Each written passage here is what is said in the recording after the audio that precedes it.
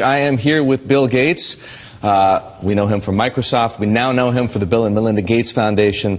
Bill, it's great to see you. Great to see you here in particular because we know the Gates Foundation for its work on infectious diseases, child health, nutrition, agriculture, education, the list goes on. Why does Bill Gates care about finance? Well, it's all about helping the poorest. And one thing they don't have access to is bank accounts. The fee structure, if you have small amounts of money, is just too high.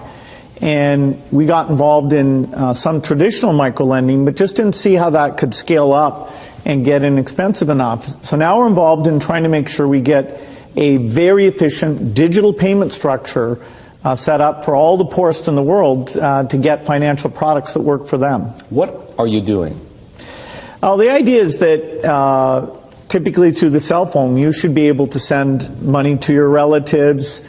You should be able to track the money that's coming in, set aside money to buy seeds the next year. And there are countries where this is beginning to take off. Kenya, Bangladesh, even Somalia, maybe the last country you'd suspect up in Somaliland, almost half of the GDP is done digitally.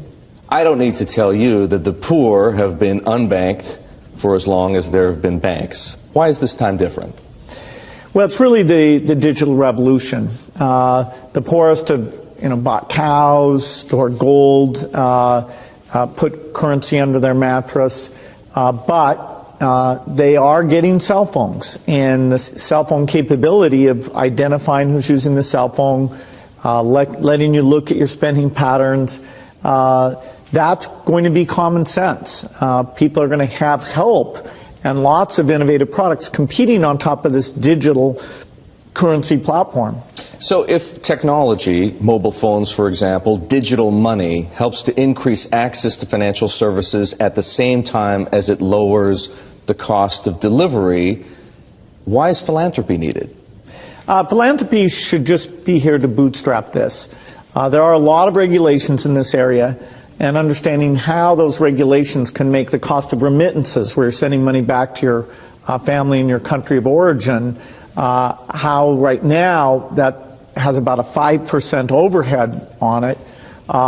We think we have a role to make sure that, particularly for the smaller transactions, the regulations don't impose those very high costs. Once this gets going, then we'll step up to the applications and say, okay, how does a savings application help the mother make sure money's focused on the kids? How does it help them stay in school, set money aside for the uniform or for good future planning? Some of what you just described, the need to move money from place to place, the cost of doing so, the overhead, as you put it, makes me think, believe it or not, of Bitcoin, because some people have said, hey, Bitcoin is the answer to those problems. Are you a believer? Well, Bitcoin is exciting because it shows how cheap it can be.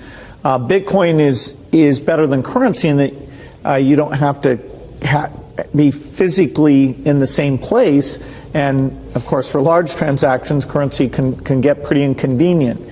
The customers we're talking about aren't trying to be anonymous. They're willing to be known. So the Bitcoin technology is key, and you could add to it, or you could build a similar technology where there's enough attribution that people feel comfortable. This has nothing to do with terrorism or any type of money laundering. What kinds of people or private enterprises right now are helping to solve the same problems you're interested in? Well, in some countries, the mobile companies have been fantastic. In a few other companies, it's been the banks. In some countries, it's a startup company that's neither a bank nor a mobile company. In Bangladesh, the bKash offering runs across any phone, and they've gotten the regulations so that they have a product that we think will get very, very pervasive. So entrepreneurs are there. The enablement this creates, if you want to put in, say, electricity in a city, collecting your bills is one of the reasons why the underspending of infrastructure in these areas is a real thing holding back the economy. You mentioned banks. Are the legacy institutions, for the most part, banks, credit card companies, payment processors, friend or foe?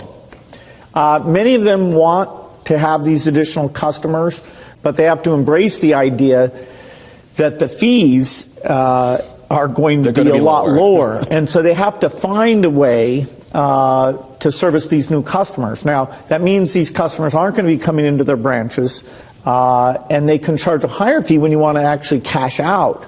But if it's a pure digital transaction, then, you should be paying, less than 1% to move that money from you to a merchant or from you to a friend, even with meeting all the regulatory requirements. Don't you expect them to stand in your way to protect their margins?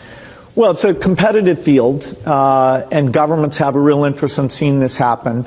Governments often want to make payments to the poorest, and if they can identify them and get that money out to them efficiently, countries like Mexico and Brazil have shown that's a way to lift people up. So the government, if they understand this, will usually want to create a competitive framework that draws people in to this. I think the capitalistic framework, with a little help from the government, will work well. The profit motive will take over. Yes, although banks are going to have to change their business model. The profits they'll be seeking will be different than the profit sources they get today. What about the risks? Security on the one hand, and the potential for abuses like we saw in subprime on the other hand. Yeah, the whole financial market, you can have deposits that get lost, you can have money stolen, you can have misrepresentation. All those things have to be thought through in this new model. Now, when it's tiny bits of money that are moving around, and it's more of a savings-oriented approach, the room for abuse is much lower there. But honesty, making sure that the people who really hold these deposits are able to stand behind them. Some of those basic requirements will still be necessary. Bill, a lot of people say Apple Pay is going to transform the financial services industry. What do you think?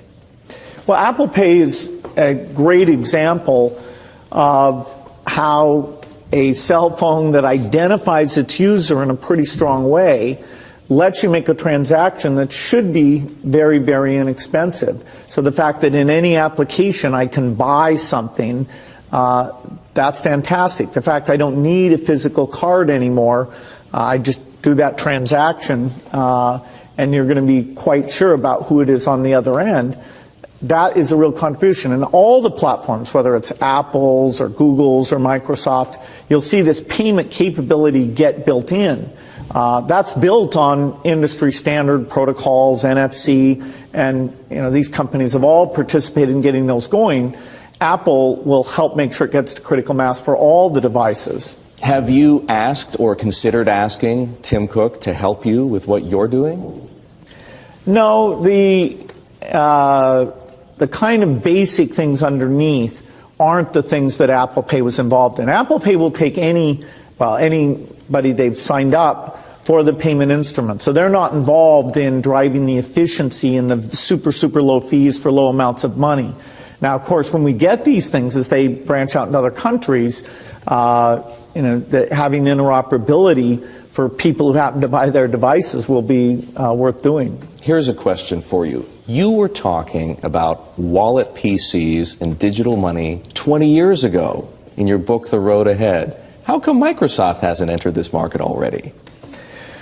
Well, Microsoft has a lot of the banks using their technology to do this type of thing. And the mobile devices, the idea that a payment capability and storing the card in a nice secret way, that's going to be there on all the different platforms. So the vision, we've got, Microsoft had a really good vision in this. My time on this area is all foundation focused. But you're advising Satya Nadella, the new CEO, on technology and strategy. Should Microsoft be a player in this business the way that Apple has become a player now, and Google has its own digital wallet product, and PayPal is being spun off from eBay?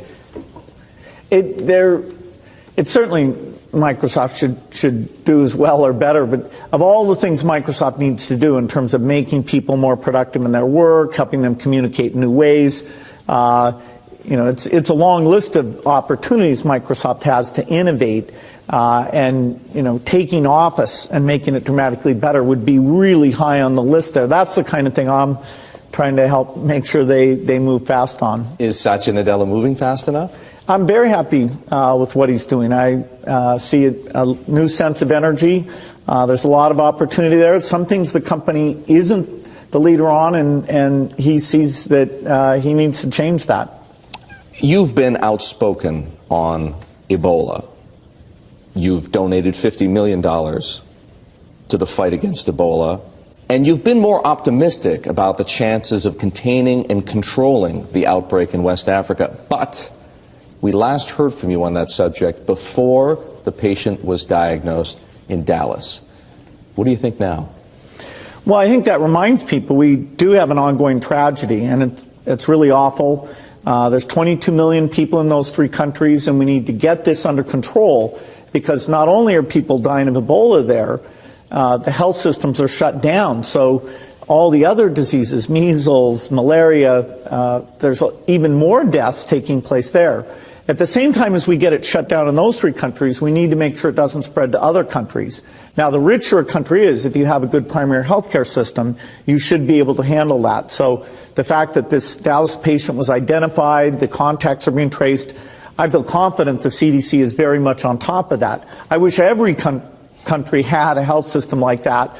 There are parts of Africa that don't, so we're helping them build up the capacity that if a few people happen to come in with the disease, they'd be able to get on top of it. We helped Nigeria, and there was a case that went up there. Unfortunately, now all the contacts have been traced, and right now there's no Ebola in Nigeria. So the U.S. government's really stepping up on this, and I think that is going to let the world get on top of it. But we should have had better primary health care systems, and that's a long-term task. This reminds us to keep investing in. That's a very hopeful perspective, Bill. What if people don't see it your way? What if panic takes over?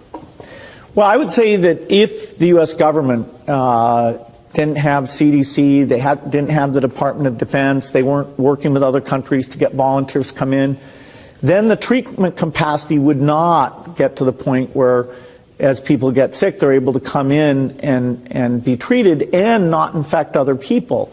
So without this U.S. leadership on this, you could see large numbers of people, not just in these countries, but a lot of spread. So this is a very big challenge we've been faced with. I think our tools and response, our generosity is going to be up to the challenge, even though the death toll will be quite significant. I'm just impressed that the U.S. really, despite all the other world leadership things they're doing, really put this to the top of the list, and even got the Army and their top people involved. And our foundation is partnering with them to help in any way we can. Bill, so much of the work that you do is in the developing world. It makes me wonder, what do you think of this country's prospects? Well, the United States is an amazing country with great opportunities, and I get to see all the innovation that's taking place here. The issue my wife and I decided to focus our U.S. philanthropy on is education. Sure.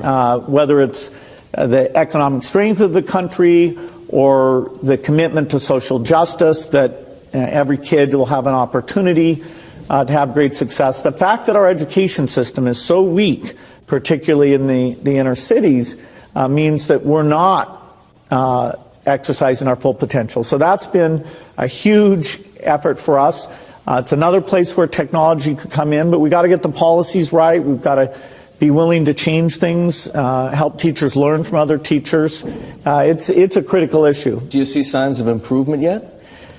I see points of improvement. So the overall aggregate numbers of how good American students are at math or graduating from high school or college, those have not improved a lot in the last 10 years we've been in this. But if you go visit a charter school, you can see that the right practices are doing a great job even for inner city kids. If you go see the latest in technology, I was in New York City a few days ago seeing personalized math learning called School of One. That really has a lot of promise. So I'm optimistic about the next 10 years, but no, the reform movement has not yet made a dramatic improvement in our education while other countries are doing a far better job. Bill, for all the work that you and your wife Melinda do in this country.